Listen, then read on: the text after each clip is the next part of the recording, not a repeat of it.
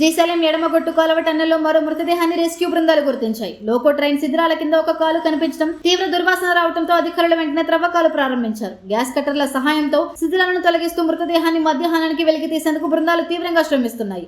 ఇదిలా ఉండగా టన్నల్ త్రవ్వకాన్ని ఇకపై డ్రిల్లింగ్ అండ్ బ్లాస్టింగ్ విధానంతో కొనసాగించాలని ప్రభుత్వం సూత్రప్రాయంగా నిర్ణయం తీసుకుంది. ప్రస్తుతం జరిగిన ప్రమాదం నేపథ్యంలో సహాయక చర్యల్లోనూ ఇదే పద్ధతిని అమలు చేయాలని యోచనలో ఉంది. ముఖ్యమంత్రి రేవంత్ రెడ్డి, మంత్రులు ఉత్తమ్ కుమార్ రెడ్డి, జూపల్లి కృష్ణారావు, పొంగులేటి శ్రీనివాసరెడ్డిలతో కలిసి ఈ అంశంపై సమీక్ష నిర్వహించారు. సహాయక చర్యలను మరింత వేగవంతం చేయాలని అధికారులను సీఎం ఆదేశించారు. టన్నెల్ లోపల చిక్కుకున్న వారిని వెలికి తీసేందుకు అవసరమైన ఏర్పాట్లను సమర్థవంతంగా నిర్వహించేందుకు ఐఏఎస్ అధికారి శివశంకర్ లోతేటిన ప్రత్యేకాధికారిగా నియమించాల్సిందిగా సీఎస్ శాంతికుమారికి సూచించారు. ఈ ఆపరేషన్ లో మొత్తం 700 మంది సిబ్బంది పాల్గొంటున్నట్లు తెలిపారు. సహాయక చర్యలు పూర్తయ్యే వరకు అధికారులు టన్నెల్ వద్ద పర్యవేక్షణ కొనసాగించనున్నారు. శ్రీశైలం ఎడమగొట్టు కాలువ టన్నెల్లో మరో మృతదేహాన్ని రెస్క్యూ బృందాలు గుర్తించాయి. లోకో ట్రైన్ శిథిరాల కింద ఒక కాలు కనిపించడం, తీవ్ర దుర్వాసన రావడంతో అధికారులు వెంటనే త్రవ్వకాలు ప్రారంభించారు. గ్యాస్ కట్టర్ల సహాయంతో శిథిరాలను తొలగిస్తూ మృతదేహాన్ని మధ్యాహ్నానికి వెలికి తీసేందుకు బృందాలు తీవ్రంగా శ్రమిస్తున్నాయి.